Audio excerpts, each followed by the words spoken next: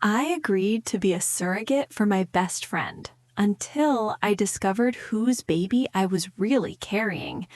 When Claire first proposed it to me, we were sitting in her massive kitchen in Beverly Hills.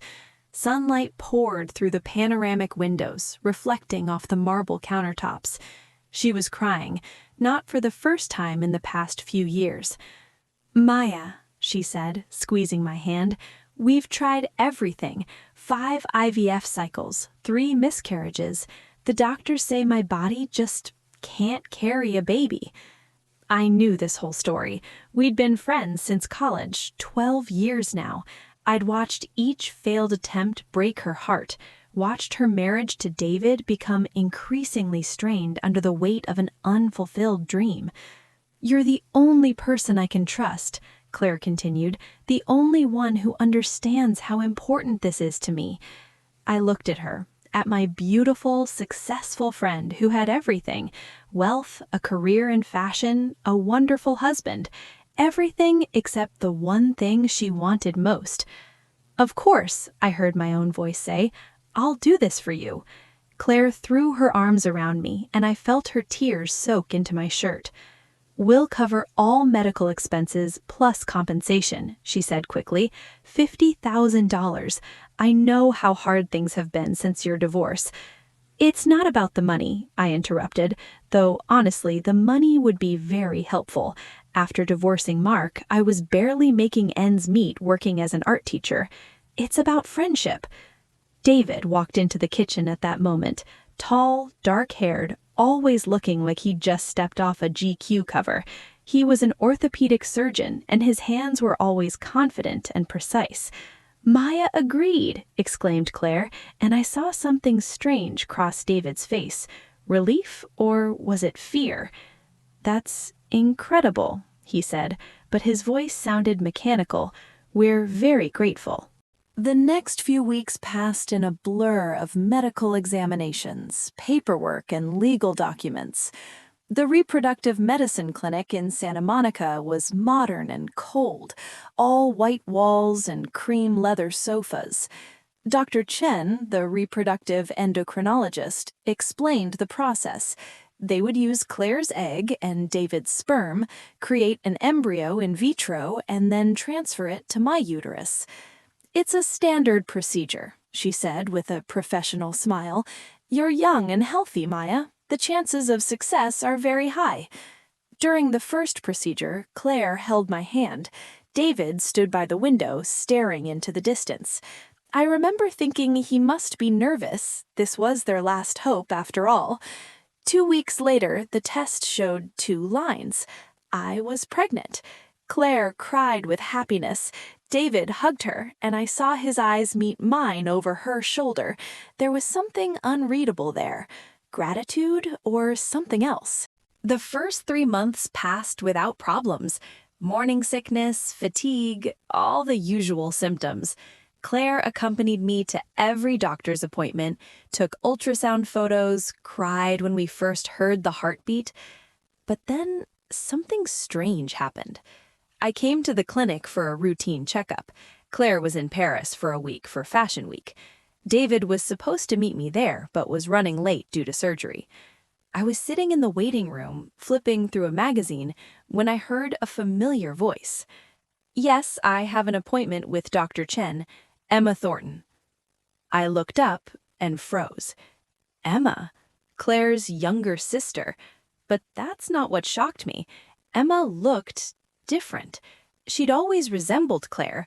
The same blonde hair, the same blue eyes, the same refined beauty. But now, as I looked at her more carefully, the resemblance was even stronger. Too strong. "Emma?" I called out.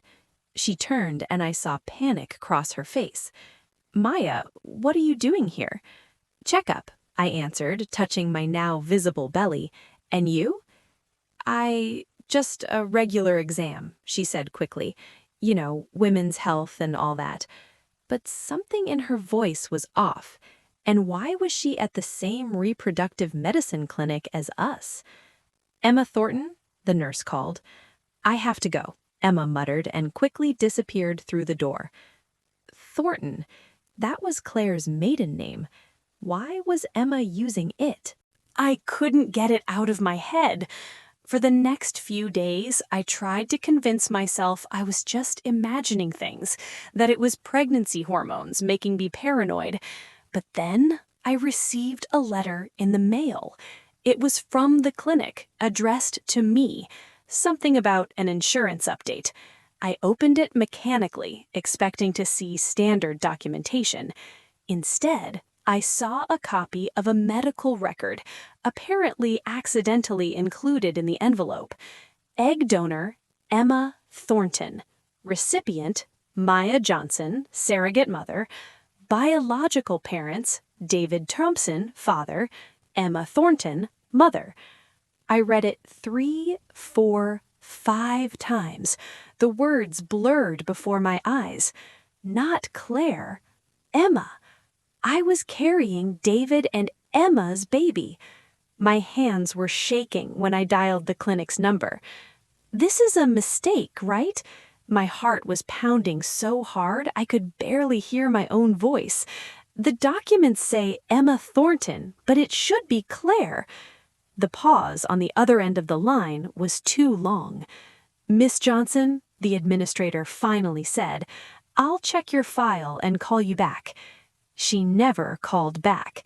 Instead, an hour later, there was a knock on my door. It was David. Maya, we need to talk, he said, entering my small Silver Lake apartment. He looked exhausted, panic written across his face. About what, exactly? I crossed my arms over my chest. About how I'm carrying a baby that's not my friend's? About how you all lied to me? It's not that simple. Then explain. I felt anger rising within me. Explain why I'm pregnant with your and Emma's baby, not Claire's. David ran his hand over his face and sat down on the couch, looking destroyed. Claire can't provide eggs, he said quietly. Not just carry. She has no viable eggs at all. We found out after all those failures. But she couldn't accept it. Couldn't accept that biologically she could never have a child. And you decided to use her sister's egg without her knowledge? No, he looked up sharply. Claire knows. She agreed. Emma is her sister. They're practically genetically identical. The baby would still look as much like her as possible. But why didn't you tell me? Because Claire was ashamed. His voice cracked. She wanted everyone to think it was her biological child. She was afraid people would judge her, pity her. You know what she's like. She needs everything to be perfect. I sat down next to him, trying to process this information. And Emma? She just agreed to give up her eggs? David nodded. Emma loves her sister. She did it for free, for Claire's sake. Something in his voice was strange, a certain softness when he said Emma's name. David, I said slowly, are you having an affair with Emma? The silence that fell was answer enough. It happened a year ago, David said, not looking at me. Claire was so obsessed with children that our marriage was falling apart. We didn't talk about anything else. Every day was about temperatures, ovulation, doctors. I felt like just a sperm donor. I stayed silent, letting him continue. Emma was there. She was always there, supporting Claire. We talked a lot, and it just happened. I didn't plan it, didn't want it, but it happened. And you decided the best way to deal with this was to create a baby with your mistress and make your wife raise it? No, he finally looked at me. I ended the affair before we even started thinking about surrogacy. But Emma, she offered to be the egg donor. She said it would be her way of making amends to her sister. And Claire doesn't know about the affair? No, she only knows about the egg donation. We told her the truth about that her eggs weren't viable, and Emma offered to help. I felt a headache building. And now what? You want me to just continue as if nothing happened? Please, Maya, his voice was pleading. Claire will be a wonderful mother. This baby will be loved. That's all that matters. What if Emma wants to be part of the baby's life? She's the biological mother. She won't. We signed a contract. She renounced all rights. But something in his eyes told me he wasn't as certain as he sounded. I decided to talk to Emma myself. Found her at a small yoga studio in Pasadena where she worked as an instructor.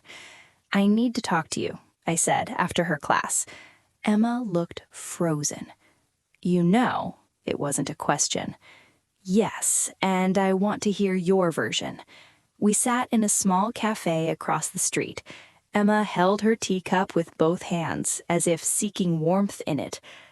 "I'm in love with David," she said simply. "Always have been, from the day Claire brought him home. But he was her husband, and I would never—" "But you did." "Yes," she nodded, tears filling her eyes. "And it was the worst and best moment of my life at the same time. I hate myself for betraying my sister, but I can't hate myself for falling in love." "And the egg donation?" "It was my idea." She looked at me. "I thought, if I can't be with him, at least a part of me will be. A part of us will exist. It's crazy, I know." "It's more than crazy, Emma. This child will grow up thinking Claire is her mother." "But Claire will be her mother," she almost screamed. "I'll never tell her, never claim anything. It'll just be my secret." "What if Claire finds out about the affair?" Emma went pale. "She can't. It would kill her." And in that moment, I understood something terrible. They were both right. It would kill Claire. I decided not to say anything. The baby deserved a chance at a happy life, and Claire deserved to be the mother she dreamed of being. But fate wasn't on my side. At 7 months pregnant, Claire came home earlier than planned from a business trip and found David and Emma together.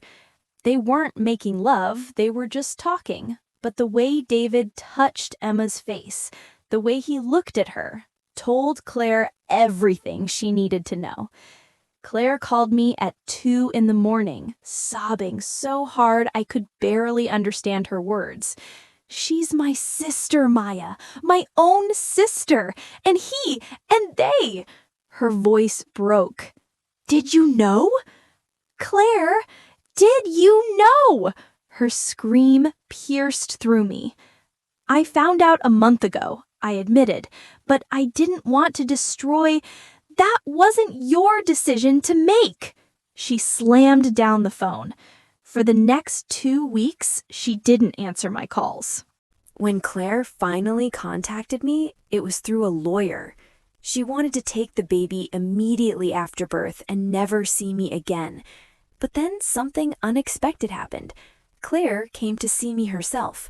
She looked exhausted, dark circles under her eyes, unwashed hair. She'd lost weight, but there was a new determination in her eyes. "I want the truth," she said, sitting down. "The whole truth. When did the affair start? Whose idea was the donation? Everything." I told her. Everything I learned from David and Emma. Watched her face change. Anger, pain, betrayal, understanding. When I finished, she was silent for a long time. "You know what's the funniest thing?" she finally said, and there was a strange calm in her voice. I knew. "What?" "About the affair. I knew a year ago. I found messages, saw how they looked at each other." I froze. "But you—" I pretended not to know. Her smile was bitter. "Because I was afraid of losing them both, afraid of being alone, and I thought if I gave them what they both wanted, a baby, then maybe he'd stay with me." "Claire." She pretended not to know. "The egg donation, it was my idea, Maya, not Emma's. Mine." The world around me flipped upside down. "You wanted them to create a baby together?" I wanted something that would bind us all together. Tears streamed down her cheeks. Something that would make them stay. I thought if Emma was the biological mother, but the baby was mine, then she could never completely take David from me. We'd be connected forever. Claire, that's insane. I know, she laughed through her tears. I know. I was so desperate, so scared of being alone, and now look where I am, alone and with even more pain. I hugged her, and we both cried. She for her destroyed marriage, I for our destroyed friendship. When labor started, I was alone. Claire didn't come, David didn't come, even Emma didn't come. But in the 6th hour, when the pain was unbearable, the door opened. Claire. I can't not be here, she said, taking my hand. Whatever happened between us, this baby, she matters. For the next 4 hours, we were together. She held my hand, wiped sweat from my forehead, told me everything would be okay. And when I heard the baby's first cry, when I saw the tiny pink face, I knew all of this was worth it. It's a girl, the midwife said, placing the baby on me. I looked at Claire. She was crying, looking at the baby with such love that it took my breath away. Do you want to hold her? I asked. Claire nodded, and I handed her the baby. Hello, little one, Claire whispered. I'm your mama, and I'm gonna love you forever. Epilogue. 1 year later. A year later, I sat in the park watching Claire push Sophia, that's what they named her, on the swing. The girl was laughing, her blonde hair shining in the sun. Claire divorced David, got full custody of Sophia. David has visitation rights, but he rarely uses them. He moved to Boston for a new job, a new life. Emma moved to New York. We communicate sometimes. She sends gifts for Sophia's birthday, but never sees her. It's her choice. And Claire is thriving. She's an amazing mom. Sophia adores her. Thank you, Claire said when I walked up to them, for everything. You don't need to thank me. I do, she smiled. You gave me the greatest gift. Not just Sophia. You gave me a chance to find out who I really am when everything else fell away. Sophia reached out her arms to me, and I picked her up, feeling her weight, her warmth. Auntie Maya, she babbled. Hi, sunshine. I looked at Claire, and we both smiled. So much pain, so much betrayal, so many secrets. But something beautiful came out of all of it. Sophia. And maybe that was the point. Not the perfect family, not the perfect plan, but the love that emerges even from the darkest places. I put Sophia down on the ground, and she ran to the sandbox. Claire and I sat on the bench, watching her in quiet silence, a silence of understanding, forgiveness, and something new being born between us, a friendship we were rebuilding, one day at a time. The end. This story shows that the most complex decisions often don't have right answers, but love, for a child, for a friend, for family, can survive even the most painful betrayal. And sometimes the greatest gift we can give is to give someone a chance to become who they've always wanted to be, even if the path to that turns out to be more complicated than anyone could have imagined.